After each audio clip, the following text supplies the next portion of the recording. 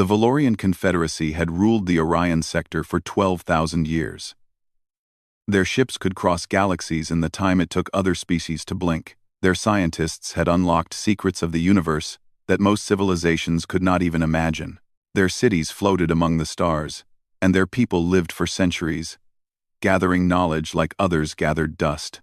At the heart of their great civilization stood Nexus Prime. It was not just a space station. It was a city, a marketplace, a center of government, and a symbol of everything the Valorians had built. More than 2 million beings lived and worked on Nexus Prime. Ships from 100 different worlds docked at its ports every day. The quantum communication arrays on its upper decks connected the entire sector, allowing instant messages to travel across distances that light itself would need years to cross. Nexus Prime was perfect. Or at least, it had been perfect once. High Arbiter Kexthal stood at the window of his chamber and watched the stars spin slowly past. He had not slept properly in months. His 4 eyes, usually bright and alert, were dull with exhaustion. His gray skin had taken on an unhealthy pale color. He was old, even by Valorian standards, and the weight of his failure pressed down on him like a physical thing. 47 years. For 47 years, something had been wrong with Nexus Prime, and nobody could figure out what it was. It had started small, a light flickering in a corridor, a door that would not open on the first try, a computer screen that displayed strange symbols for a moment before returning to normal. The engineers had checked the systems and found nothing wrong. They had assumed it was just the normal wear of a station that had existed for thousands of years. But the problems grew worse. Power surges began to ripple through the station without warning. One moment, an entire residential deck would lose gravity, sending thousands of beings floating helplessly until the systems came back online. The next moment, a trading hall would be plunged into darkness while its neighbor blazed with light so bright it hurt to look at. The temperature controls failed randomly, turning sections of the station into freezing wastelands or burning ovens. The quantum communication arrays were hit hardest of all. Messages that should have traveled instantly began to arrive late, or garbled, or not at all. Trade agreements were lost. Military orders went astray. Diplomatic communications vanished into the void. The very thing that held the Valorian Confederacy together was falling apart. One missed message at a time. Kexthal had done everything he could think of. He had assembled teams of the finest Valorian engineers and set them to work. They had spent 5 years examining every system on the station, running millions of diagnostic tests, building computer models of every possible failure. They had found nothing. So Kexthal had looked beyond his own people. He had contacted the Marathi. The Marathi were not like other species. They had no bodies in the normal sense. They existed as patterns of pure thought, mathematical equations given consciousness. They had solved problems that had puzzled the universe since its birth. When the Marathi agreed to study the problem of Nexus Prime, Kexthal had felt hope for the first time in years. The Marathi worked for 11 years. They analyzed the station's systems using mathematics so advanced that even Valorian scientists could not understand it. They built equations that described every atom of the station, every flow of energy, every pulse of data. And at the end of those 11 years, they delivered their conclusion. The problem was unsolvable. The only option was to dismantle Nexus Prime completely and build a new station from scratch. Kexthal had refused. Nexus Prime was not just a station, it was history. It was home. He would not destroy it. So he had called upon the Grothians. The Grothians were builders. They had constructed the great ring worlds of Cygnus, artificial planets that circled stars and housed billions of beings. Their engineering was legendary. Surely, if anyone could fix Nexus Prime, it would be them. The Grothians arrived with a fleet of construction ships and an army of workers. They tore apart sections of the station and rebuilt them. They replaced entire power systems, rerouted energy conduits, installed new computer cores. They worked for 19 years, and they spent resources equal to the annual output of a small planet. When they were done, they ran their tests. The power surges continued. The cascade failures kept happening. Nothing had changed. The Grothians left, confused and embarrassed. They had never failed before. They could not explain what had gone wrong. In desperation, Kexthal had reached out to the Kethori. The Kethori were ancient beyond measure. They were made of silicon instead of carbon, and they had existed before most species had crawled out of their oceans. They did not think like other beings. They did not solve problems through logic or mathematics. They meditated. They felt the flow of the universe and let it guide them to answers. For 17 years, the Kethori sat in silence aboard Nexus Prime. They felt the station's energy. They listened to its heartbeat. They searched for the source of its sickness, and when they finally spoke, their answer chilled Kexthal to his core. The station, they said, was cursed by probability itself.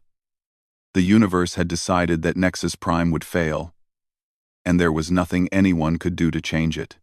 Now Kexthal stood at his window, 47 years older than when this nightmare had begun. 14 trillion credits had been spent. 312 of the greatest minds in the galaxy had tried and failed. The Valorian Confederacy was weakening. Other powers were beginning to circle, sensing opportunity in the chaos. Behind him, the council waited in silence. They had gathered for an emergency meeting, and they all knew what was at stake. If Nexus Prime fell, the Confederacy might fall with it. Kexthal turned to face them. His advisors, his generals, his scientists, the best his civilization had to offer, and none of them had any answers left. "There is one option we have not tried," he said. His voice was tired, but steady. "One species we have not consulted." Ambassador Velnara raised her head.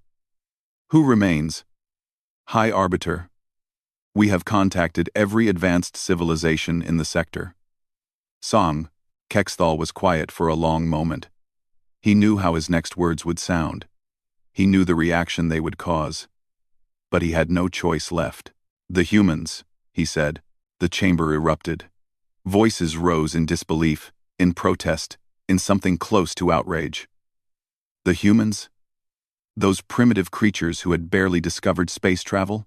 Those short-lived beings who still fought wars over resources and ideology? Those children? Kexthal let them shout. He understood their feelings. He had felt the same way once. But desperation had a way of changing one's perspective. "Enough," he said finally, and the room fell silent. "I know what you are thinking. I know how it sounds. But we have tried everything else. Everything. And we have failed. What do we have to lose?" Nobody answered. Because the truth was, they had already lost almost everything. "Contact Earth," Kexthal ordered. "Tell them we need help." And with those words, the fate of the greatest civilization in the Orion sector was placed in the hands of a species that most of the galaxy considered barely more than clever animals. Humanity was a puzzle that the galaxy had not yet solved. They had appeared on the cosmic stage barely 200 years ago, a blink of an eye by galactic standards. Their first faster-than-light ship had been a crude thing, held together by metal bolts and desperate hope. The other species had watched them stumble into the stars with a mixture of amusement and pity. Here was another young race, they thought. Another collection of primitives who would need centuries to catch up with true civilization. But humans were strange. Their bodies were soft and easily broken. They could not survive in vacuum for more than a minute. They could not see in the dark, could not hear sounds below or above certain frequencies, could not sense magnetic fields or radiation. Compared to most species, they were practically blind, deaf, and helpless, and yet they thrived. Their ships were not elegant. They were not beautiful. They looked like they had been assembled from spare parts by someone who had never seen a proper spacecraft. But those ugly ships flew. They flew fast, and they flew far. And when they broke down, humans fixed them with whatever they had on hand. Stories had begun to circulate through the galaxy. Strange stories. Impossible stories. There was the tale of Danny Kowalski, a human freighter captain whose ship had been caught in a Valorian military exercise. His navigation system had been damaged by a stray energy blast, and he had drifted helplessly toward a gas giant's crushing atmosphere. A Valorian battleship had moved to help, but their own navigation system had malfunctioned at the worst possible moment. Some kind of software conflict, the engineers said. It would take hours to fix. Danny Kowalski had floated over to the battleship in nothing but a pressure suit. He had looked at their navigation computer, a machine so advanced that most species could not even understand its basic principles. He had asked for a piece of wire. Then he had asked for something from his ship, a gray adhesive substance that humans called duct tape. 20 minutes later, the navigation system was working. The Valorian engineers had no idea how. When they asked Danny Kowalski to explain what he had done, he had shrugged and said, "Sometimes, you just need to give the wires a better connection." The story was dismissed as exaggeration. Of course, humans were known to tell tall tales. But there were other stories.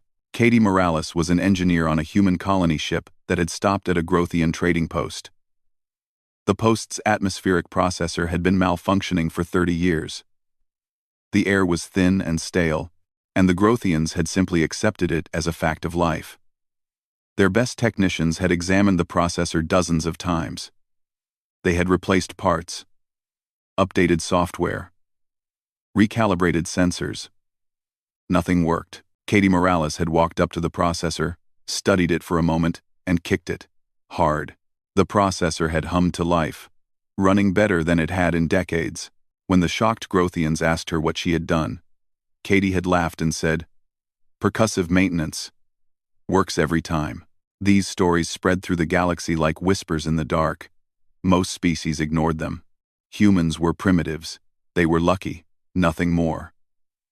Any success they had was surely the result of accident, rather than skill. But Ambassador Velnara had been ordered to contact them anyway, because the Valorian Confederacy had run out of options.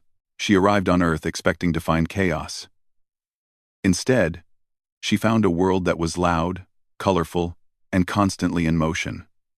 Humans never seemed to stop. They talked while they walked, ate while they worked, and somehow managed to do 3 things at once while complaining that they did not have enough time. Their cities were messy. Their governments were complicated. Their cultures were so varied that Velnara could barely keep track of them all. And yet, somehow, it all worked. Not perfectly, not elegantly, but it worked. She was taken to meet with Greg Patterson, a representative of Earth's United Colonies. He was a middle-aged man with hair that was beginning to thin and a smile that seemed permanently fixed to his face. His office was cluttered with strange objects, papers, and what appeared to be a small plant that was dying from neglect. Velnara explained the situation. She told him about Nexus Prime, about the 47 years of failure, about the Murathi and the Grothians and the Kethori. She told him about the cascade failures, the power surges, the communications breakdowns. She told him everything, because at this point, pride no longer mattered. Greg Patterson listened. He did not take notes. He did not ask his computer to record the conversation. He just listened, nodding occasionally, his expression thoughtful. When Velnara finished, she waited for the negotiation to begin. Surely the humans would demand something in return for their help. Technology, perhaps. Trade agreements, political concessions. The Valorian Confederacy was desperate, and everyone knew that desperate people paid high prices. "So you want us to take a look at your space station?" Greg asked. "The one that your best scientists have been working on for almost 50 years? "That is correct," Velnara said carefully. She had prepared herself for a difficult conversation. "We are willing to offer substantial compensation. Perhaps we could discuss terms that would be mutually beneficial to both our peoples. The Valorian Confederacy has access to advanced technology that might interest your colonies, and we would be open to negotiating trade routes through." "Sure, we'll send someone," Greg said. Velnara stopped. She blinked all 4 of her eyes. "We'll send someone to look at it. Someone good with machines. You do not wish to negotiate terms first?" Greg shrugged. It was such a casual gesture, so completely lacking in the dignity that Velnara expected from diplomatic exchanges. "Someone's got a problem. We help out. That's what neighbors do, right? We can work out the details later." Velnara did not know what to say. This was not how interstellar diplomacy worked. There were protocols, traditions, carefully worded agreements that took months to finalize. You did not simply agree to help a foreign power without extracting something in return. But Greg Patterson was already reaching for his communication device. "I know a guy," he said. "Good with machines. Really good. Name's Pete Hendricks. Works down at the Luna shipyards. Fixes ships, stations, pretty much anything with moving parts. I'll see if he's free." "Is this Pete Hendricks one of your great engineers?" Velnara asked. "A leader in his field? A scientist of renown?" Greg laughed. It was a warm sound, friendly and genuine. "Pete? No. He's just a regular guy. Been fixing things his whole life. Doesn't have any fancy degrees or anything like that, but if something's broken, Pete can usually figure out why." Velnara left Earth feeling confused. She had come expecting to negotiate with scholars and scientists. Instead, she was bringing back a regular guy who fixed things. The council would not be pleased. But then again, the council had not been pleased in 47 years. What was one more disappointment? What she did not understand, what none of them understood yet, was that regular meant something very different to humans than it did to the rest of the galaxy. Pete Hendricks had never been to an alien space station before. He had never left Earth's solar system, actually.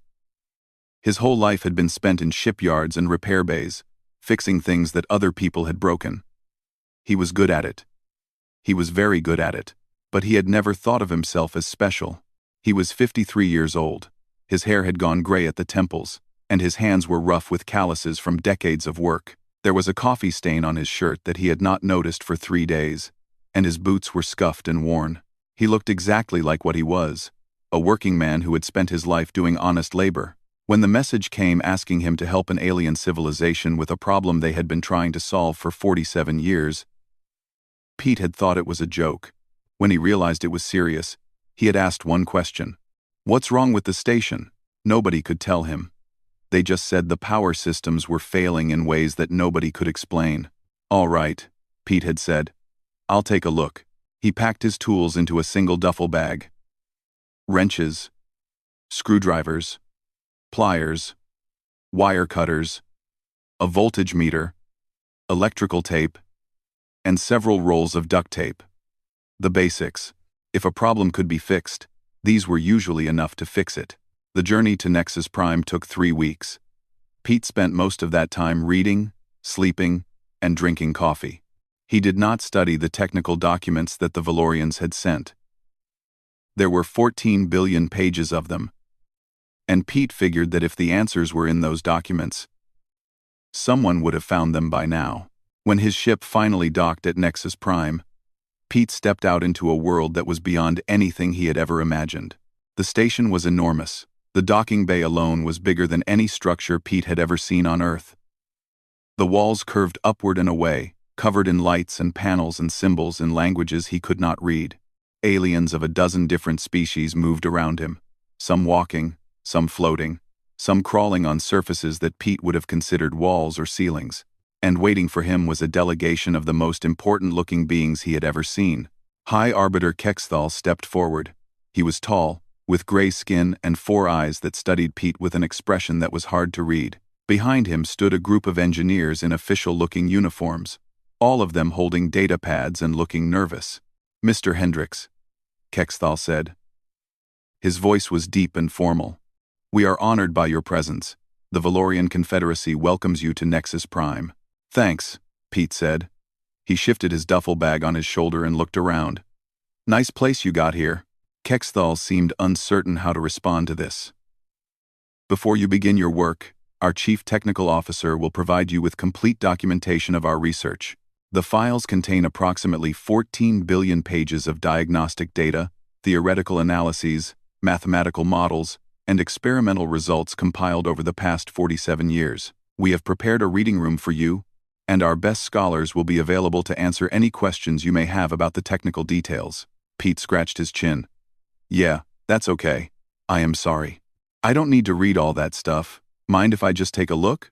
The Valorians exchanged glances. Their expressions were confused, maybe even a little offended. They had spent 47 years creating those documents. 14 trillion credits worth of research. And this human did not even want to look at them? You do not wish to review the documentation? Kexthal asked carefully. Tell you what, Pete said. Walk me through what's happening. Just talk to me like I don't know anything about your systems. Pretend I'm dumb. A young engineer named Thesic stepped forward. He was eager to help, though Pete could see doubt in his eyes. Of course, Mr. Hendricks.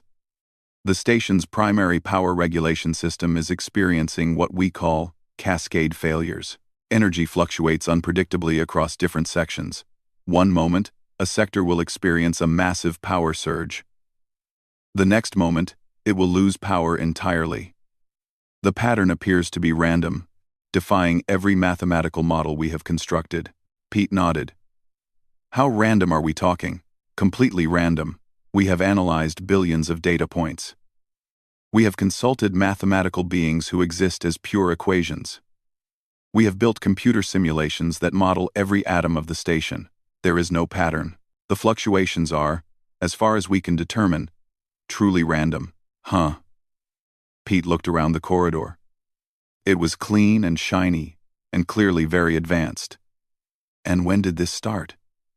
47 years ago, standard galactic time. Anything happen around then?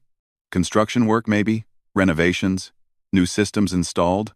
Thesic consulted his datapad. There was a minor upgrade to the station's secondary thermal exhaust system approximately 47 years ago. But that system has been thoroughly analyzed. We have rebuilt it 3 times. It has been examined by the finest engineers in the galaxy. It is not the source of the problem. Okay, Pete said. Show me anyway. Thesic hesitated. Mr. Hendricks, I assure you, the thermal exhaust system has been completely ruled out as a possible cause. Our analysis was exhaustive. Perhaps it would be more productive to examine the primary power conduits, or the quantum distribution network. Or, I'd still like to see it, Pete said, if that's all right. The Valorians looked at each other again. This human was strange. He had no interest in their research. He asked simple questions. He wanted to look at systems that had already been cleared. He was not behaving like any scientist or engineer they had ever worked with. But they had no better options. Very well, Kexthal said. Thesic will take you to the thermal exhaust system. They walked through the station for 15 minutes. Pete moved slowly, looking at everything. He studied the walls, the floors, the ceilings. He looked at the lights and the panels and the conduits that ran along the corridors. He asked simple questions along the way. How old is this section? When was that panel installed? What's behind that wall? The Valorians answered patiently, though Pete could tell they thought he was wasting time. They had spent decades studying complex quantum effects and probability fields. They had built mathematical models of such elegance that lesser minds could not even comprehend them. And here was this human, asking about walls and panels like a curious child. Finally, they reached a maintenance junction deep in the station's infrastructure. It was a maze of pipes, conduits, energy relays, and panels that stretched in every direction.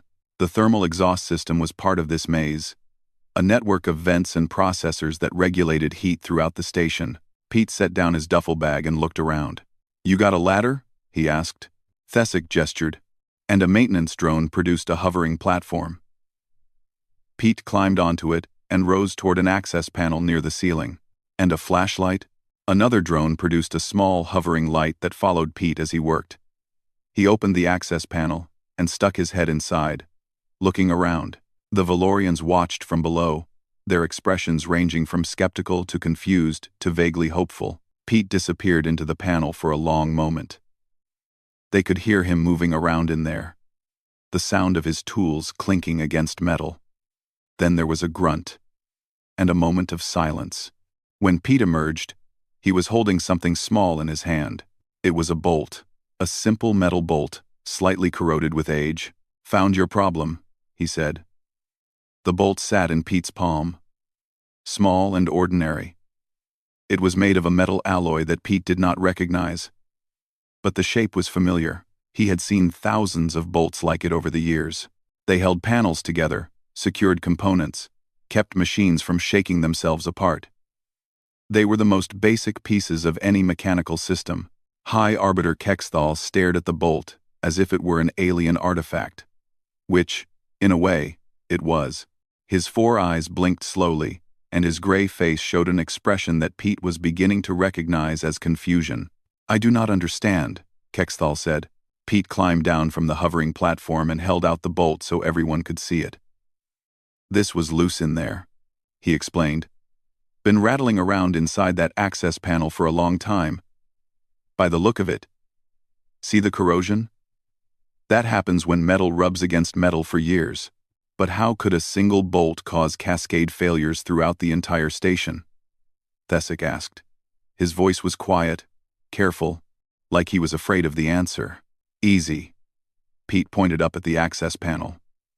"Your primary power conduit runs right through there. The main one that feeds everything else. When this little guy fell loose, probably during that renovation 47 years ago, it started bouncing around inside the panel. Most of the time, it just sits there doing nothing. But sometimes, it rolls into the wrong spot and touches the conduit." Pete paused to make sure they were following. Their expressions suggested they were, even if they did not want to believe what they were hearing. "When the bolt touches the conduit, it creates a small interference. Nothing big, just a tiny disruption in the power flow. But because it's happening at the main conduit, that disruption gets amplified as it moves through the system. By the time it reaches the outer sections, it's a full surge, or a blackout. Depends on how the bolt is touching the conduit at that moment." "And the randomness?" Kexthal asked. "The bolt's just bouncing around in there. It's not following any pattern. It's just physics. Gravity, vibration, the movement of the station. Sometimes it touches the conduit, sometimes it doesn't. Random." The silence that followed was unlike anything Pete had ever experienced. It was not just quiet. It was the silence of minds trying to process something that did not fit into their understanding of the universe. Thesic was the first to speak. His voice was barely above a whisper. "You are telling me," he said slowly, each word careful and precise, "that for 47 years, 14 trillion credits, and the work of 312 of the greatest scientific minds in the galaxy, the problem was a loose bolt?" Pete shrugged. "Happens more than you'd think." One of the other engineers made a sound that might have been a laugh or might have been a sob. It was hard to tell. "The Marathi," another engineer said. "The Marathi spent 11 years building mathematical models of the station. They analyzed quantum fluctuations, probability fields, theoretical dimensions. They concluded that the problem was unsolvable without dismantling the entire station." "Well," Pete said, "they didn't check the access panel. The Grothians rebuilt entire sections. They replaced power systems, installed new conduits, upgraded every component they could reach. Did they check this panel?" The engineer fell silent. "The Keth Ori," Kexthal said. His voice sounded hollow. "The ancient ones. Beings older than our civilization. They meditated on the problem for 17 years. They said the station was cursed by probability itself." Pete turned the bolt over in his hand. "Probability's got nothing to do with it. This bolt's been doing the same thing for 47 years. Rolling around, making trouble. Nothing cursed about it. Just bad luck that it ended up in the wrong spot." Kexthal lowered himself onto a nearby bench. He suddenly looked very old, even older than he had looked before. 47 years of worry and failure and sleepless nights, and the answer had been a loose bolt. A bolt that any maintenance worker could have found if they had just looked in the right place. "Why did no one check?" Thesic asked. He was talking to himself as much as anyone else. "Why did we not simply open that panel and look inside?" "Because you were looking for something complicated," Pete said. He walked over to his duffel bag and pulled out a wrench. "Your scientists are smart. Really smart. Smarter than me, that's for sure. But sometimes, when you're that smart, you start looking for smart answers. You think, this is a big problem, so it must have a big cause. Something complex. Something that matches the size of the problem. He started climbing back up to the access panel. But machines don't work like that. They don't care how big the problem is. A loose wire can crash a whole system. A single bad connection can bring down a starship. The universe doesn't make the cause match the effect. Sometimes, the simplest thing in the world can cause the biggest mess. Pete disappeared into the panel again. The Valorians watched in silence as they heard him working. Metal clinked against metal. There was a sound of screwing and adjusting. Then a few more minutes of what sounded like careful examination. When Pete emerged, he was holding the bolt in one hand and a slightly worn coupling in the other. "Going to keep the bolt as a souvenir, if that's okay," he said. "Also found this coupling that's starting to wear out. Probably would have caused problems in another few years. I've got a spare in my bag that should work. Not the same alloy, but it'll hold until you can get a proper replacement." He spent the next 30 minutes making repairs. The Valorians watched every movement, recording everything with their data pads. Pete worked quickly and efficiently, his hands moving with the confidence of someone who had done this kind of thing 1,000 times. When he was done, he closed the panel and climbed back down. "Should be good now," he said. "Want to run a diagnostic?" Thesic was already working on his data pad. His fingers moved across the screen, pulling up readings from systems all over the station.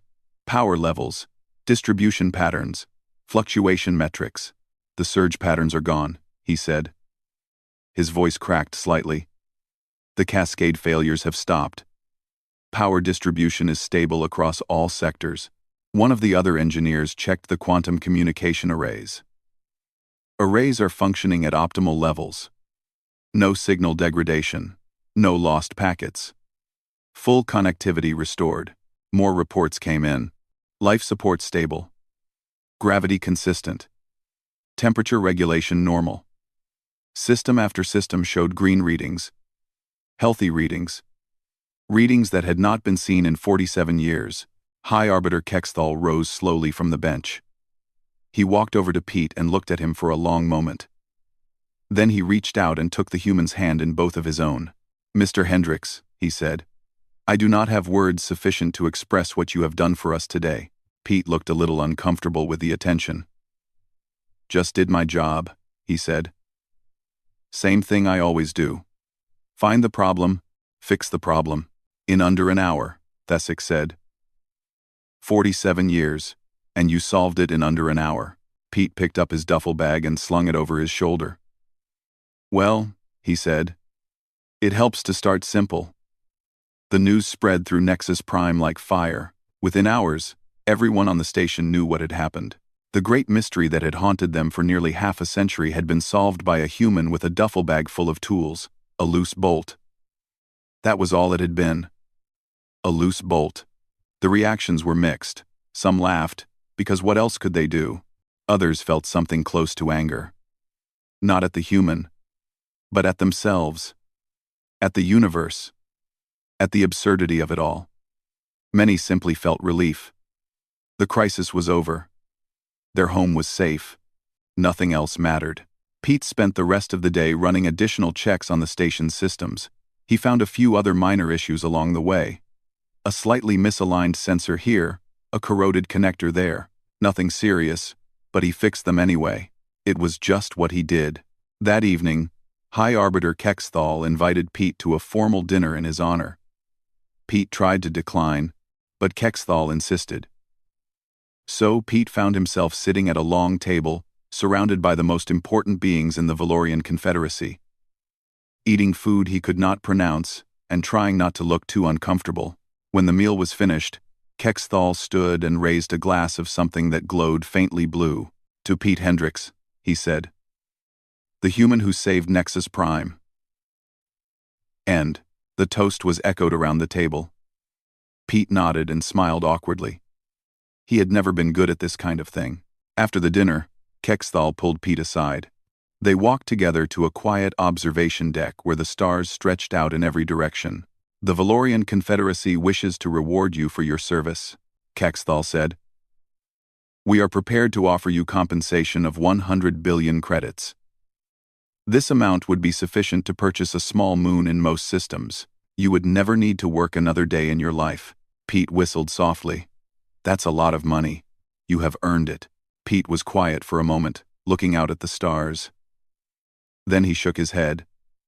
I appreciate the offer, but I don't need that much. How about you just pay me my regular rate? Same thing I'd charge anyone else. And maybe throw in a case of that blue stuff you served at dinner. I like that. Kexthal stared at him. You would refuse a fortune for a case of star wine? I've got everything I need, Pete said. A job I like. A place to live. Good people to work with. What would I do with a moon? I don't even know how to run a moon. Kexthal did not know what to say. In his experience, all beings wanted more. More power, more wealth, more influence. The idea that someone would turn down a fortune because they simply did not need it was difficult to understand. You are a strange species, he said finally. Pete laughed. Yeah, I've heard that before. They stood in silence for a while, watching the stars. Then Kexthal asked the question that had been in his mind all day. How did you know? How did you know to look for something so simple? Our greatest minds spent decades searching for complex solutions. They analyzed quantum fluctuations, and probability fields, and dark energy interference patterns. They built mathematical models that could predict the movement of galaxies. How did you know that the answer would be a loose bolt? Pete thought about the question. It was a good question, and it deserved a good answer. Where I come from, he said. We have a saying. When you hear hoofbeats, think horses, not zebras. You know what that means? I am not familiar with these animals. Horses are common. Zebras are rare. The saying means that when you're trying to figure out what's causing a problem, you should start with the most likely explanation. The simple one. The obvious one. 9 times out of 10, that's what it turns out to be.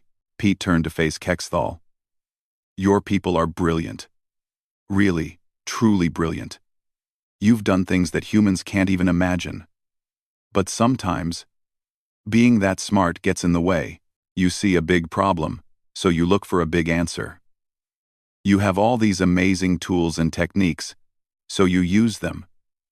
You build models and run simulations and consult ancient beings.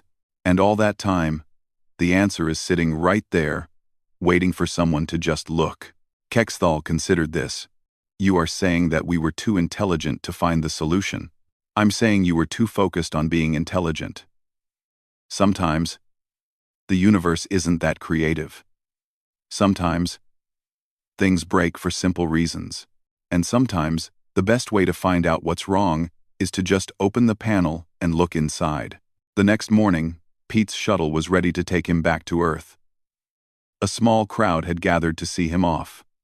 Thesic was there, along with several other engineers who had watched Pete work. Even High Arbiter Kexthal had come to say goodbye. As Pete walked toward his shuttle, Thesic stepped forward. Mr. Hendricks, he said. I have been an engineer for 200 years. I have studied at the finest academies in the Confederacy. I have worked on projects that shaped our civilization.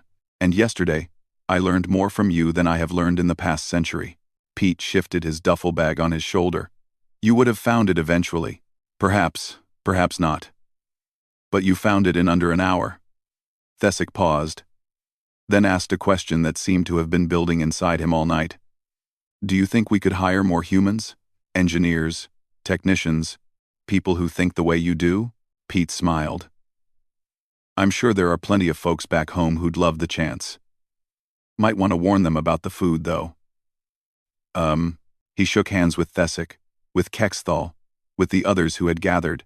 Then he boarded his shuttle and was gone, disappearing into the stars with his duffel bag of tools and a case of Valorian star wine. In the weeks that followed, word began to spread through the galaxy. The story of Nexus Prime and the human who had saved it was told and retold, growing with each telling. Some versions made Pete a genius who had outwitted the greatest minds in the universe. Others made him a simple worker who had stumbled onto the answer by luck. The truth was somewhere in between. Pete was not a genius, and it was not luck. He was just a man who had spent his life fixing things, and who had learned that problems usually had simple causes. But the story changed things, slowly, quietly, species across the Orion sector began to look at humans differently. They were not just primitives anymore. They were not just clever animals with fast ships and strange customs. They were problem solvers. Practical, direct, unafraid to get their hands dirty, and look for the obvious answer when everyone else was searching for the complex one. And in the years that followed, whenever something broke, whenever problems seemed unsolvable, whenever the greatest minds had given up and walked away, there was a new option: call a human. Because sometimes, after all the theories and models and simulations have failed, what you really need is someone willing to open the panel, stick their head inside, and look for the loose bolt. The humans were good at that. They always had been.